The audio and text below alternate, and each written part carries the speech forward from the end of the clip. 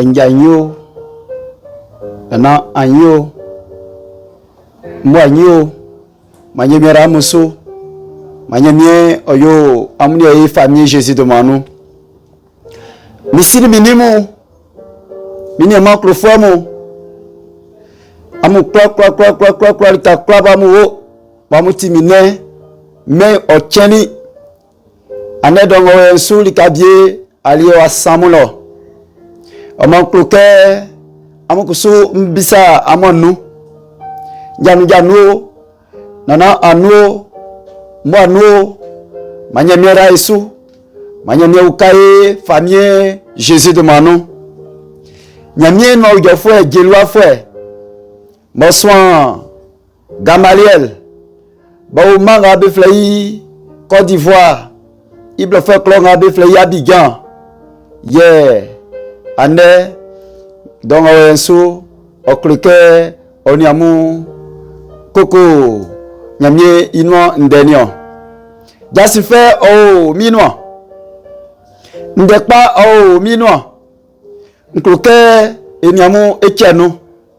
Nkloke iso mwae so, iso de kingi so, ma anangama Onyamu tran, oramusu.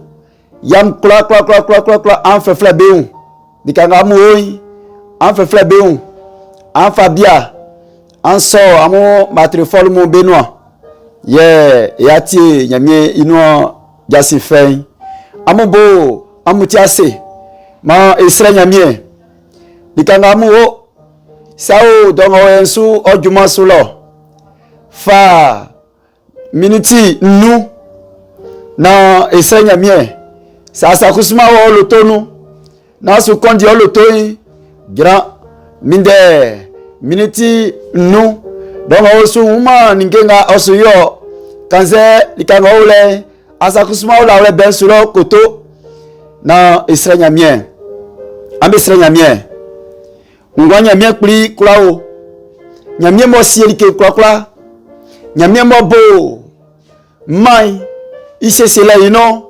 boywa ma asien otrale asien tranile nyamie mo ujoli okunpajale obali iso nyamie mo tema beidi mo tie crossran otranile ngwa nyamie iso nyamie ni so aboido ma dongo ensunio iso nyamie ni so aboido ma nio nyamie nga ko jaso okwa sien sunzue mo bevienu ko tiwanse nzue dandani nzue kanga mo bevienu o ka mo bebubu nyamie de seke ke nyamie o famille bien soloi o tre famille di wlen ka kondrosa o kun gwanzue paki klo ya fie o kun sna kla ga bobe ole bo besia i famille bien ka be non zue sa o kun be kangwa no titi mananga ma gwanzue kamo Jésus de Manon mananga ma gwanzue songi amono dongo ensu Jésus de Manon o mamo bia ya bia mo be ima bia koto nyamie kuli ndenga bo asisi ke oniye cheno okaklebe yo madongo sibe ngabe lafia su makabe tindengai besika ole sakpa ambe kwa be nya ngile ya be nya ukale klao nana modu manfu ya maklosanie okanse famille Jésus de Manon Moïse amen.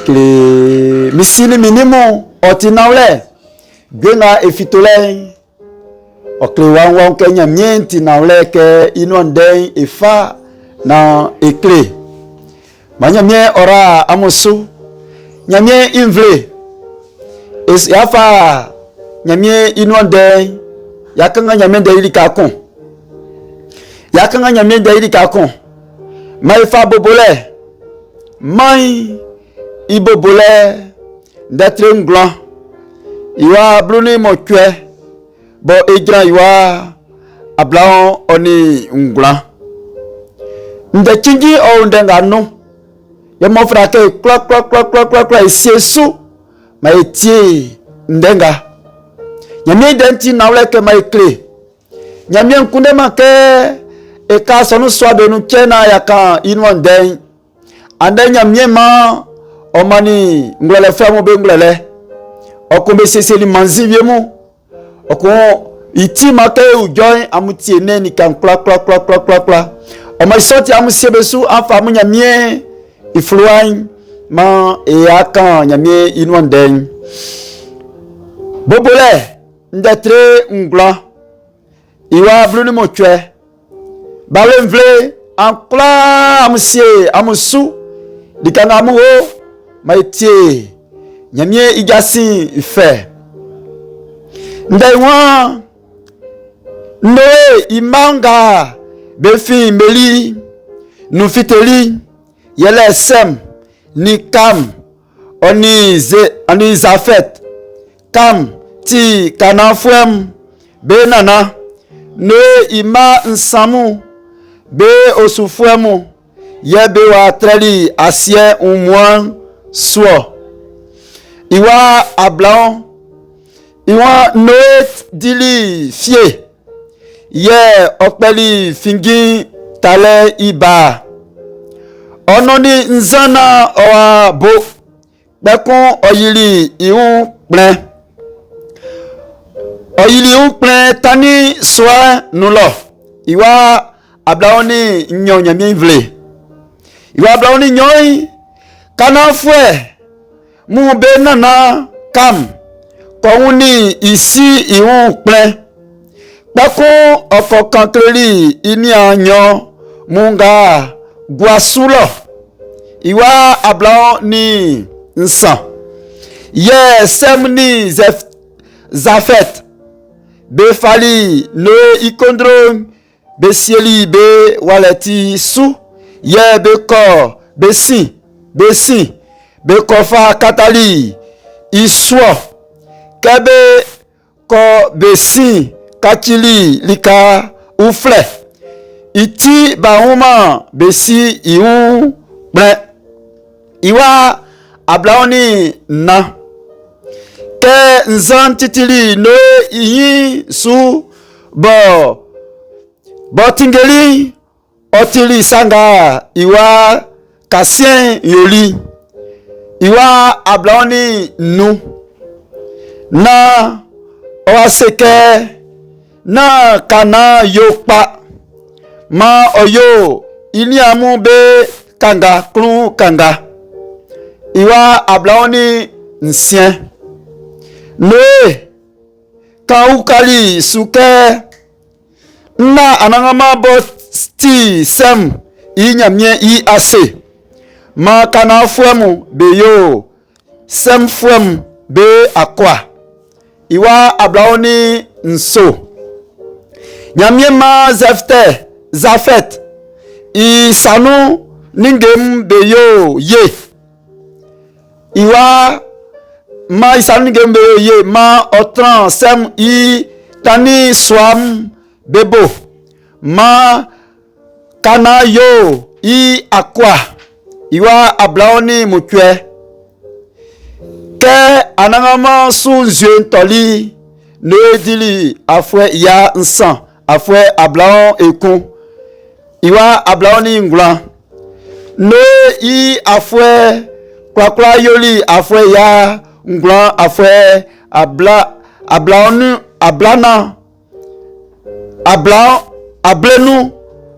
ablenu ni na owawu na wawu ablenu na oaou. Nyamye invle. Amosie besou. Jasife o minwa. Nawlende o minwa. Ande lala amutie. Minde kanze amu mami. Ande nyamye maniatike amu ima otami. Lika kwa bo amu o. Maibwe na ino. Lika kwa amu o. C'est flassino. Ça mleke nous là. C'est anglais bevle no.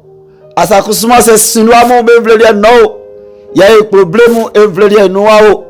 En quoi sebesu. Nawle dandan nyon. Oh, ndega non. Nawle dandan nyon. Ndai kikli no iwa rabo e kanibe dai. Sem ni kam oni zafet. Bo e kangani e fibe unde ikangale. Ndenga amotide. Nyamye sramo be kendi kabeno amuti. Anwie boba encore fa pegwe, encore sosu, encore pa si balé. Encore fa bo aoko, encore fa bo guitare, dru. Quand c'est na wule dedans oh ngano. Ndenga oni akuna bule fata. Ke nyamye oyiri man, nyamye ili sranke ibobo fatisa. Nyamye ili bonu ningemu oyiri bonu nemo. Quand c'est nyamye wa fama ujole wa mama nemu. Nyamye afama ujole wa mama be. Yele ke wa yima beke. Ibobo nyamye ofatisa. Ne yebele ja. Be nanti. Yebo bele sama. E kwa se ke akatiamu. Kanse bobe fasran. Be nyamye wa fama ujole wa mama be. Nyamye vle. Ujole otirike dan. Sra soma be kanka ujole inungwa. Be fafa ujole kwa yo. Nasran wa ikpa. Biko fa ujole kumba kwa yo. Nasran waka nyine ino. Ujole kumba me kwa fa be yo. Nasran wa un nyine wa un afe. Sebe soke wo osu akpai. Okolele sansasoy inwa oya. Samu me kanka ujole inungwa. Ansie besu nyamye ivle. Anesan yemu bi akasien. Ana osun vienu. Juma di fwe nyalo. Be kolele be juma. Be sifloa. Be la kundan. Kanze be juma. Yele se. Yele ke ale wakakun onibo odui. Ole li ke kwa onibo odui. Li ke kwa sakwa ngo wasien sui. Ole sakon onibo odui. Wafan ewuke Noé oni wa nsamu. Nyaminde seke Noé ye oboli fie ngabe flei vin italebo.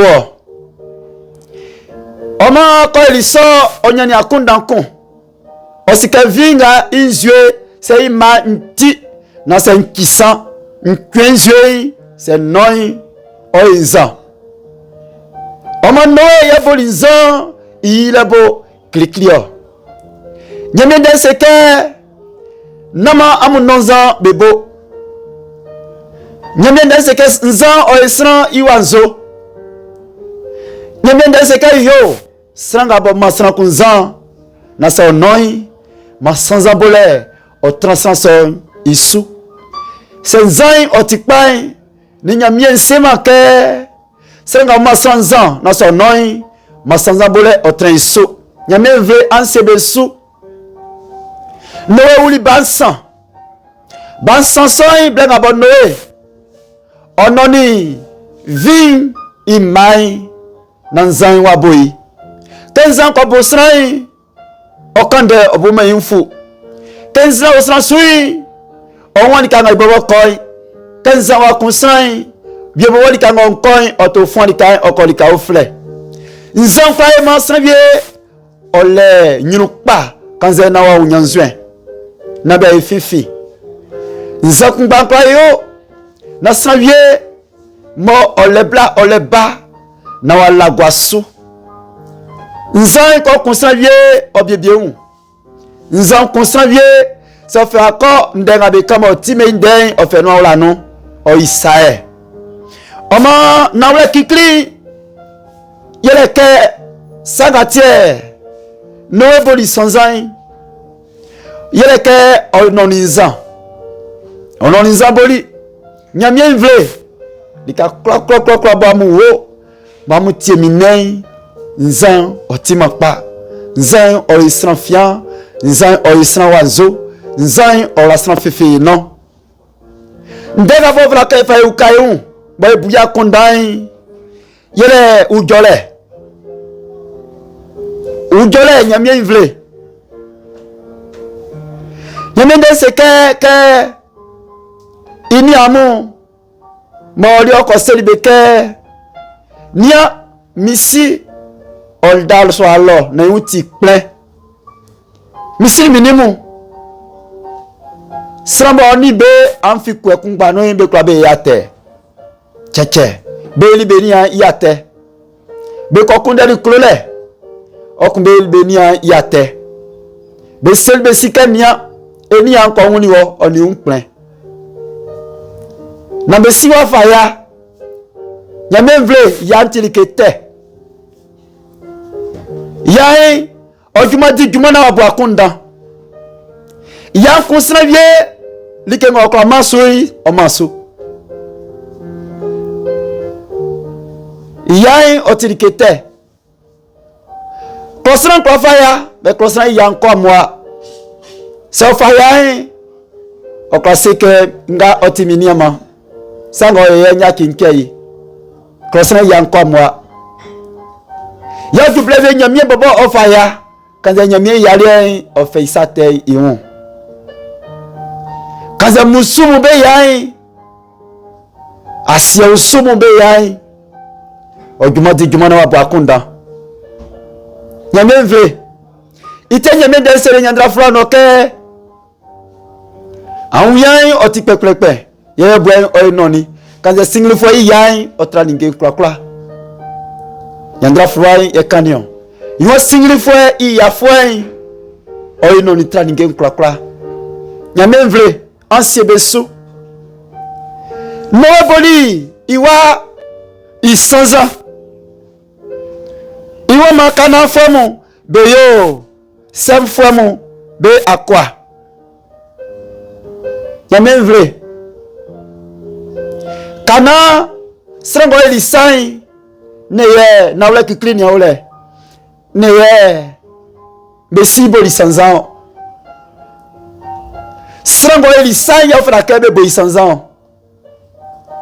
itenya mende kanklerie Ezekiel mettre bluni mu kwe iwa kon mo fa ko iwa nyo iwa san iwa amusu buma nyandrang Israel vle no ansema ke la ena na mo be diri wa kama bo abluma oko ba mo be gain obobo isieri nkaka muke senga bo o eten I bobo ye otwe ikalenio Noé kamobo ye ko woni si dabo me sanzan iwamo yanu mamo be si oyin ni bianoa bana oli satin ici akile iklu baliemu yo yin ni bianoa itin kan ka mu ke nyame de se ke yo ene na mo be rite ba mo be anwanu kanse be mamo ye be soir be sortre be satin itronion ensemble so nyame vle ça nesna ye fait ici me ya fait ibonde ça veut oli sukru le ngwele on sivie kaze wafanga vraka ojui ojuma otinyene misil menemo ke sran odiawe o sukru wa sofrale wa fe o singwele mo vraka odiguma ba na iwa kwase okumbe uso stranion ogia pasulo tengrenya mango sanu me fleflesu on va kunde sika ke amu wisoi otra maule otra ule iten samuke wie oti wafanyo ole wawe no vie yale une su vie quand vie na otra vie ngba yale otraningen kwa omo wafa no boli kam i anumamu be 100 ans oboli be 100 ans kena mabe uye mabe kanga nyame vle maifa nyamiende ili kakon maifa nyamiende ili kakon mai kanga maifa nyamiende ili kakon maifa ngula ire indatre ngula ire datre nu iwa nso iwa enenamu bo beyori be satin benuma nukun isopekun etisuye be satin so itroin o ataka iwa mutwe kangamu bakachi emi enyama sra na oade besano nyamevle sane kangamu bia fu bia tran saviez-vous beti isu na nyamende efikanga ye olebo ole awokun oni nu 100 ans bena blofo mba ina namu besin ene namu be wa blofo ntobe yale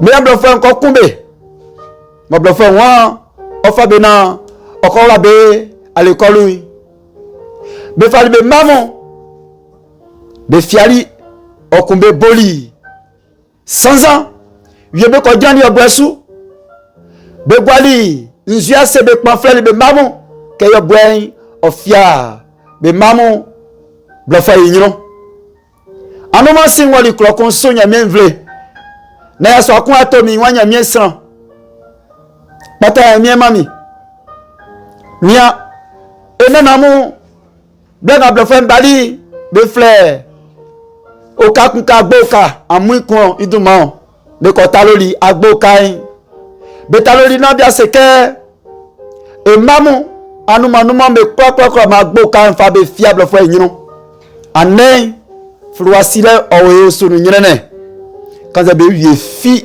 be dibo anen ga ken nawle oti nyene keflo fo mbali enena mu be kaninde be ujoli be seke yo ma aussi odun be ba be nyino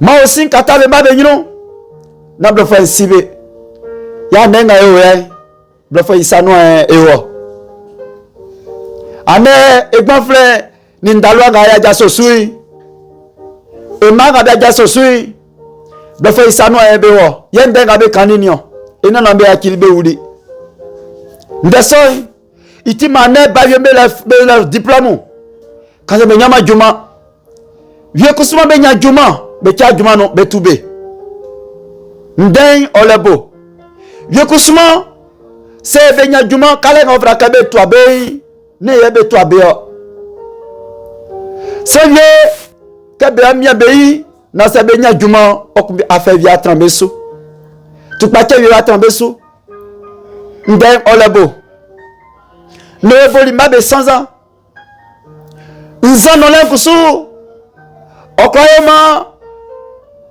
ande ekwaye saviemu ekandaviemu na efaye nyanwa la ke blofwe oba ina na mesi nyame vle ansie beso blofwe ofali pandu otali nu ofali nzakekle ofablele nanamu kabe nombo be boy okofani anu wala be sanu kofani anu mabe kabe ni ambe yinu be ita be yinu okumbe ti blofo jasi okumbe blofo wanga tembai yele kemba ka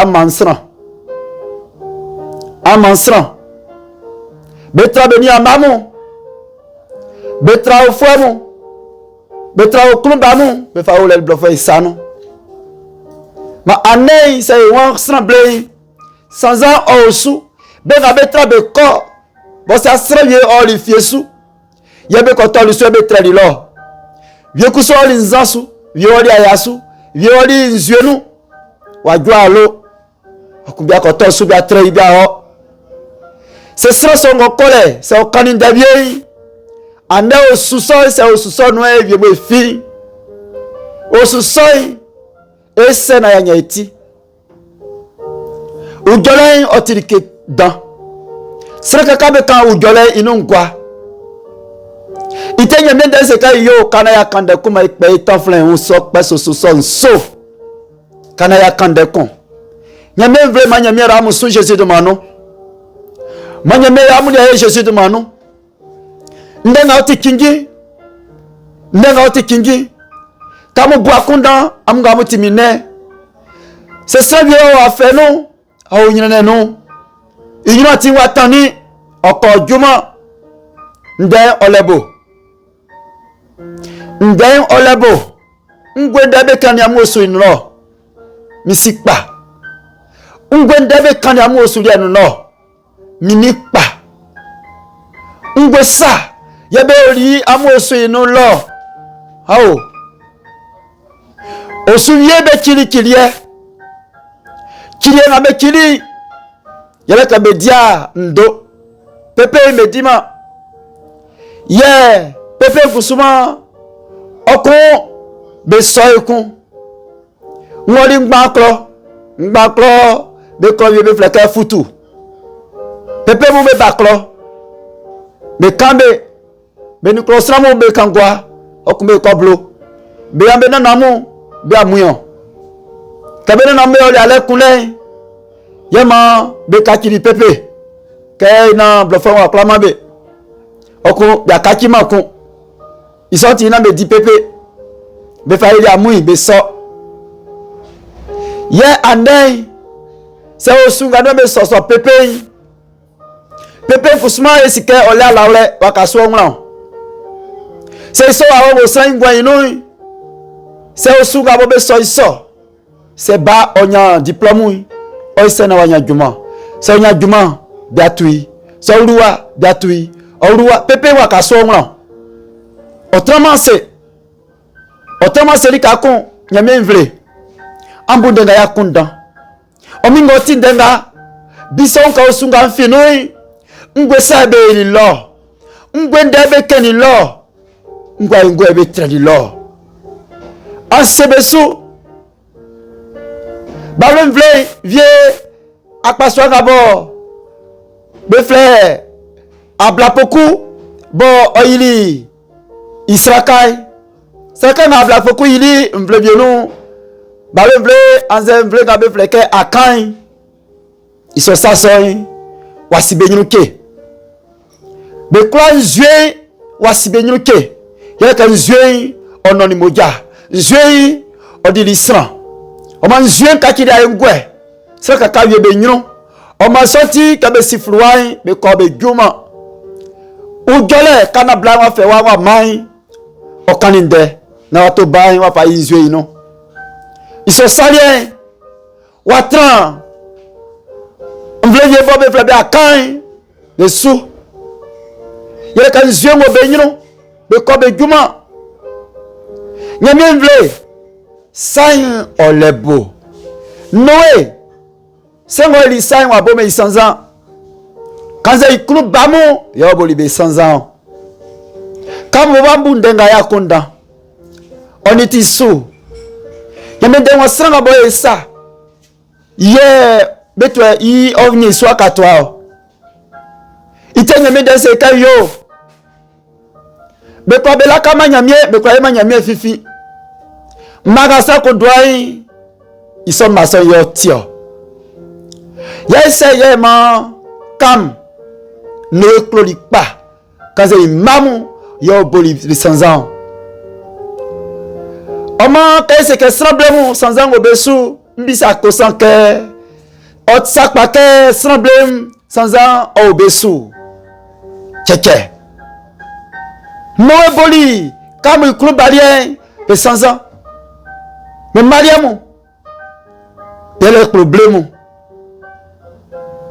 100 ans, non, mais on est en dunia. Tchétché. Problème, on tient sans te faire. Au croissant. Amonia. Que Noé a asseli, que Kamo a asseli ni ambeke. Et si wa nonzai. O asebeke o kleke. Ngwe ovra ke yona. Ya kete won. O kumbe bongamo. Be kyoni be un. Be ko fali tani katali be sisu. O kumbe libeni ya te. Nyame vle. Ou gole. Sans ouye me keke nungwa. Ite nyame de selie. Nyame vle ma ifa zaki fluain. Zaki fluain de 300. Iwana. Iwan. Aniambeli kusu otidan. Ye. Angbandan. Feko. Sange. Oni isoy. Ngbay. Like nga befa bekan. Tikansa. Iyema osin lika nga ikafue nklo ke osin nion. Iwanu ke benua kusuti so oni ikabo ti iyema beijo papanion.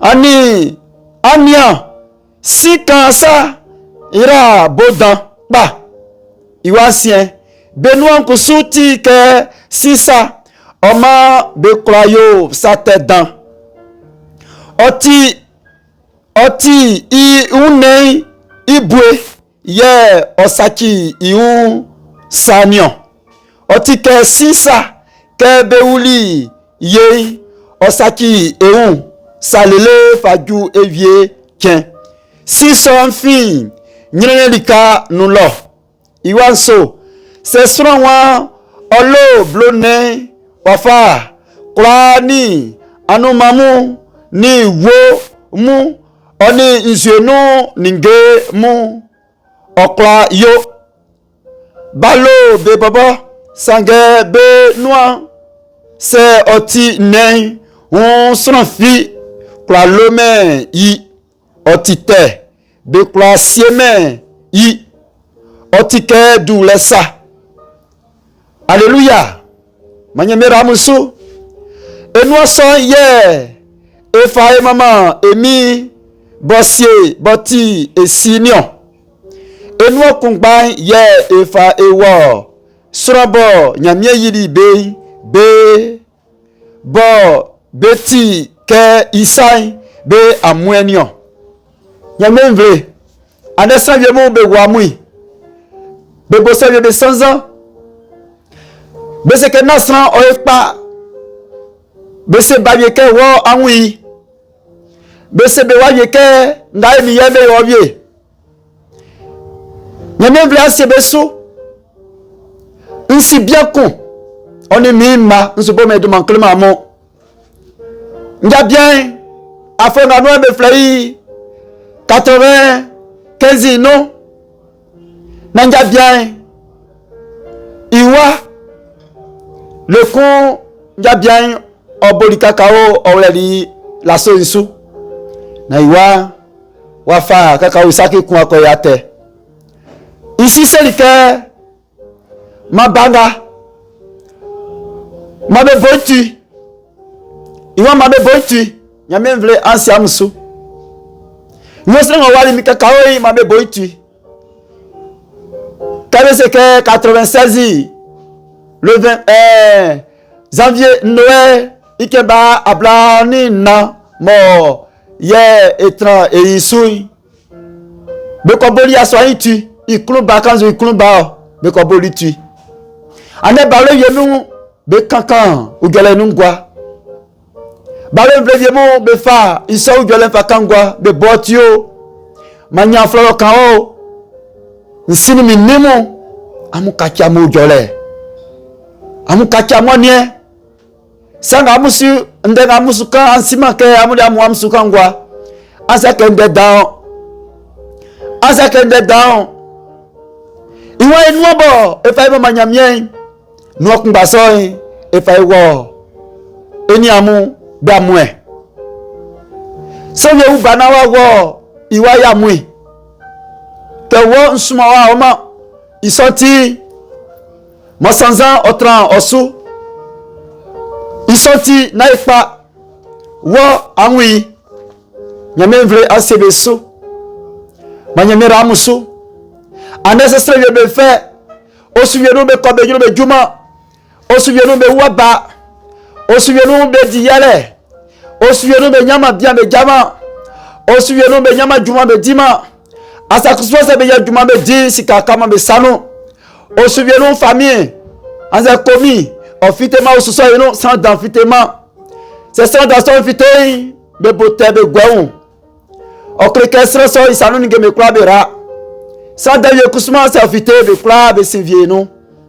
anmosi nfi boake krokan konso misiri minimo alobo kunu sina dalele nye be kwa be vielu afokungbanu kay wali be ko fuibo e unke be lisate nyame pitike lisukele mike nia prosrambo nyame yili tebe takali kloin awo so itakala ino betrade ngwete be alufo awo so ino nyame vla sebesu alufwe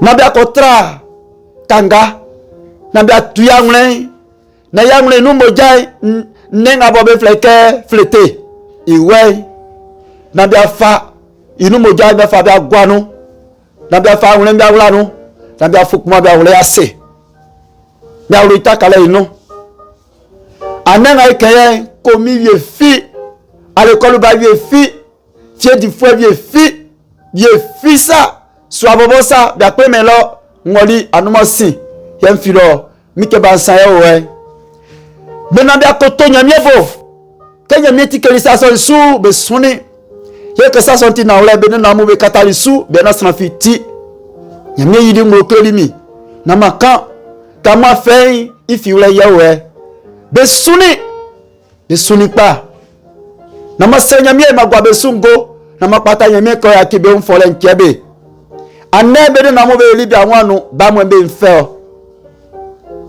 saka kakpa inu na mo be li mane ba mo be mfe wa fa seye yo ya fi sa somenu efite o wa senya melele wa fe wa chingla mulele wa fe wa fa oboninge papa mu wa manya mi sram lele wa fe mi sikpa mi nipa mi nyamakpa ansia besu ndenga onyakunda bule fata ndenga ofraka mbuso akunda ofraka se ku transe obise unke e osude no ngwebe lilo e osude no esunta kalise e ya lonta kalise e na namu ngwebe lio itema e kolele jumanio itema e fenio itema e kwa manike panio itema e kwa nyama tremblenio itema e kwa di malagenio itema e kwa di ma anguenio arobienu an kabe yasa kabe yai ni me mabo bese beni ayama kabe di kende beni ayama kabe di kende kabe yai ni me mabo bese kabe yai oti sune kabe yai oti nyirene iso awlo so mu am gam timine ande ma emi fori amu Jesus de mano ongo timi anie onga bote nyame ndenga we manangoma ofori amu lika klaba bu hoyi manangoma ofori amu Jesus de mano lika klaba mu ho sanye ya felie wa idan senti wa bokomi ye wa noire wa kon ngoli yam so klokonso nso boma kwende mankle mamo nja bia kon okon di avion au revoir mais ane na ikeye nja bien osutagba ikololo oti sanza oti nyinene kutuku bombe no la meza bombe no la ijini mamu be kali blofelo okra kwa be fale kekun gbasa be tuli jumanu kwa wa won sango ilio o fali avokamlele o feli o subesulele o feli nja bien ane o klolo wakati fifi fwe samu bakanga mo be wanzo nyirene sanzan o soni amunga tindenga ambu ya konda ambisa be unke mi aferie ibo ofini osuvienu blavie nyama bien o jama ngwende be kande amoso inu lo sa osunga do be ko jina ni nzue su be soli nzue osuso ino be kwa wa balo asakuso se be ubai basoy okwa mapa osuvienu be kuni kangamu osuvienu be yini be anuamu be fali ujole be yini osu ya noa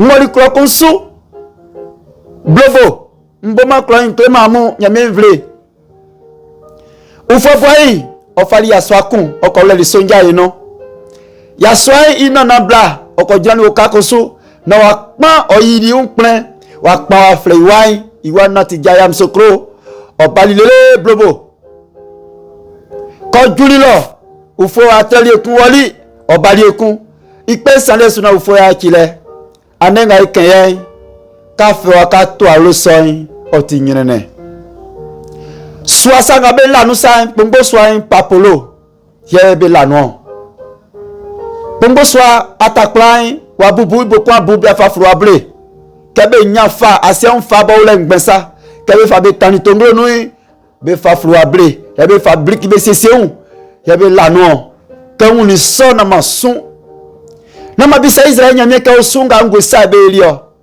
na ngama kande wa klemi kenya bena na blasa go iri ni owe na yakpata nyame na magwa be sungo nyame vle anenga ikeye ya swa ikruba bia jei so dan wa jei ikruba anenga ikeye nyame watike bia no be sia okokplan ni swa dan pa kangle nu kroson sulo okokplan swa dan pa ofamani isia bien abo ufetreli faoli ko le sonja no be pani bo bali bien tawle anende ngai keye na mako srenya mie bien ko susa misini minimo anya mera musu mo mi sapata musu anengo we eso comme moi mendenga muti ambu akonda kendo e boli mabbe 100 ans be mamu Oma ande o souvienu be bol me mariam be 100 ans. Ils sont ti wa face. Ye masaso moi fino moi fiteo. Nya même vrai. Et ce comme moi, nkloke grand. Quand je ya senya mien. O souvienu se be fait e family ti kon. E senya mienga. Se be ngunyina ne. Me fait be uma kole. Be nyino ti wa blabla. Bi attendant be nyama tranwle. Ils sont forts mon béoli blafoué, c'est le béoli blafoué. Quand ça benyama tranlé, flou avo benyame yi. Likangao, jadi et soit srenya mien, forçance fatawa wulen su bleble. Mais srenya mien. Oh, mais Jésus. Klao nana. Oti anangama. Anangama yo sakon. Fama srakla likangabe o, obetimine. Israël nyamie be suita kale ino likanga be wala bialo ebiswa likanga be wala be mabo be biswa bianu mamu be biswa be wala be mwa nyase be fuli kuma be wala yase be ko be juma nyame kple foli be donasu foli be anangama foli be mo timingira likanga be o mo klale ngira be sulo o klale kambe nyame kple mambe foli Mambe folie à la Dieu Jésus balio ananga mama onge kambe nana mo nana kula mananga matike benyo ati sura l'entrambe so anesre wanga masre yen mambe dilalo modu mafu nana kula o no ase nyobo nyokla ndenga bo makai be kula bo betiri ma ukabe ma ebe usaye famille Jésus Demande moi ça. Amu c'est que Amen.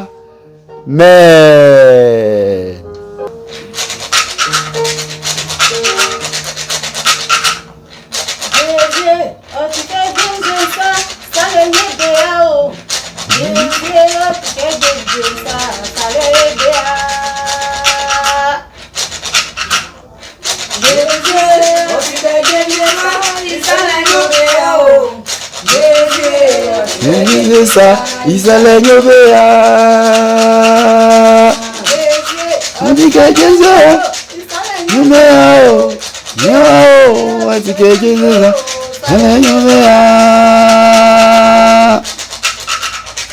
Jésus, dit que Jésus ça, Israël Yobea, Yobea, dit que Jésus ça, Israël Yobea. Nkobie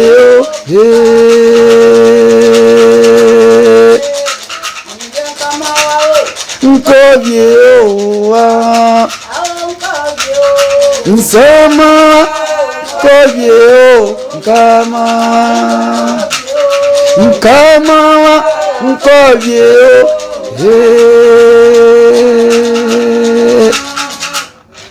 N'est plus clair.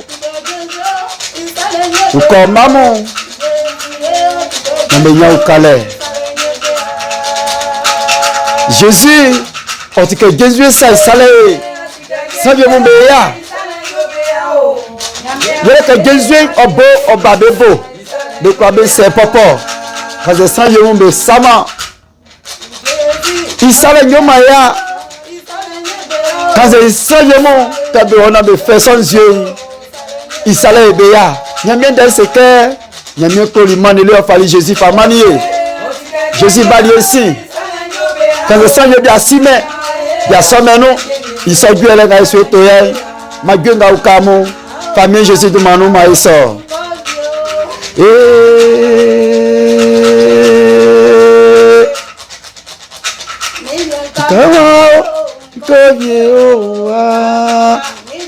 Jésus bao. Kovio, kama kovio, kama